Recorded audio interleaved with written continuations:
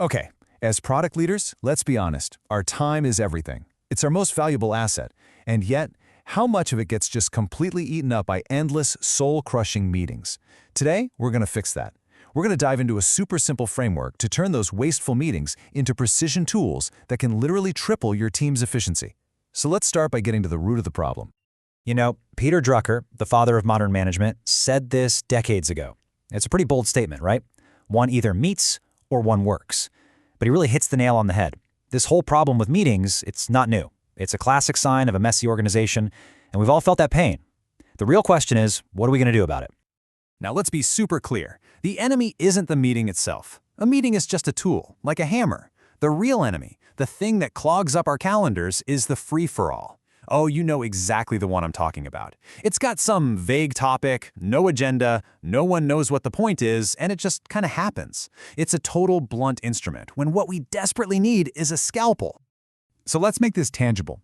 We all know these meetings feel like a waste of time. But have you ever actually stopped to do the math? To calculate the real hard cost? What does just one of those free-for-all meetings truly cost your company? Just think about it for a second. A 1-hour meeting with 10 people on the invite. That's not a 1-hour meeting. That's a 10-person-hour meeting. That is more than a full day of work for one person. Just gone. Poof. When you reframe it like that, the cost becomes absolutely staggering, and you realize we have to do something about this like yesterday. So, how do we fix this disaster? Well, the solution starts with a diagnosis. We need a simple way to figure out where our meetings are going off the rails. And that's where this idea of the meeting spectrum comes in. It's a really simple framework that helps us categorize meetings and shows us a clear path from total chaos to crystal clarity. All right, let's break this down. The spectrum has 3 simple levels. At the bottom, level 1, you've got that free-for-all we were just talking about. It's aimless, the loudest person usually wins, and the worst part is, it almost always leads to more meetings. Ugh. Now, level 2, the agenda meeting, that's a huge step up. It's focused, it's productive. But the real goal, the absolute gold standard, is level 3, the decision meeting. This is where all the info sharing happens before the meeting. The meeting itself is short, intense, and is only about one thing, making a final decision. And this comparison just makes it so clear. A level 1 meeting is about sharing information, which is a terrible use of everyone's time together.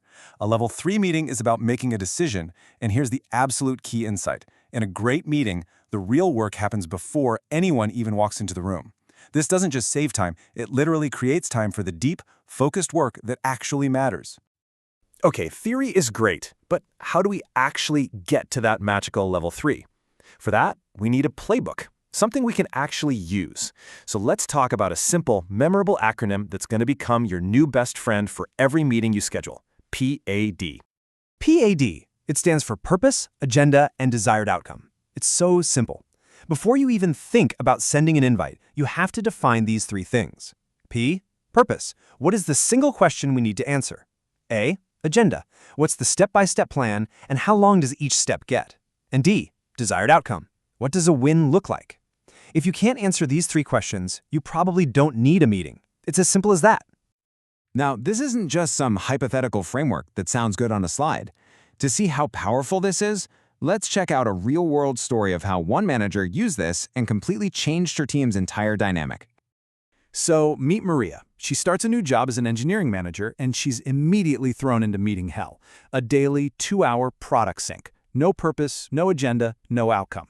It was the classic level 1 free-for-all, and it was just sucking the life out of the team and stalling the entire project. So what did Maria do? Something pretty radical, actually. She just politely declined the meeting. And then she sent out her own invite, but this one was for just 25 minutes, and it had a crystal clear P.A.D. The purpose was right there in the title, Product Design Decision, Core Feature X, and she even attached a 1-page doc with all the necessary pre-reading. And the result? It was incredible. The team actually showed up prepared. They had a smart, focused debate for 20 minutes. And in the last 5 minutes, they made a final, committed decision. I mean, think about that. In 25 minutes, she accomplished what that team couldn't do in weeks of those 2-hour slogs. That is the power of this approach. Maria's story is awesome, but it shows that this kind of change has to be led. As a product leader, you have the power and really the responsibility to set a new standard for your entire organization. Your discipline here becomes the team's culture. So let's talk about exactly how you can do that. Here it is, your checklist. First, you have to be the role model. Never ever run a meeting again without a P.A.D. Second, do a meeting audit with your team for just 1 week. I promise you, the results will horrify you, and that will create the urgency you need for change. Third, kill all status update meetings, right now. They are the absolute worst offenders and should be handled with async tools like Slack or email. Oh, I love this next one. Make the cost visible. Literally, walk up to the whiteboard and write, cost of this meeting, 10 person hours. And finally, you have to adopt a personal policy. No P.A.D., no meeting. If you get an invite without one, you politely decline and ask for one. So really, it all comes down to this one question. When you look at your calendar, are you a meeting hostage? Are you just passively accepting every single invite that lands in your inbox? Or are you an active manager of your time and your team's attention, treating it like the incredibly precious resource it is? The choice is yours.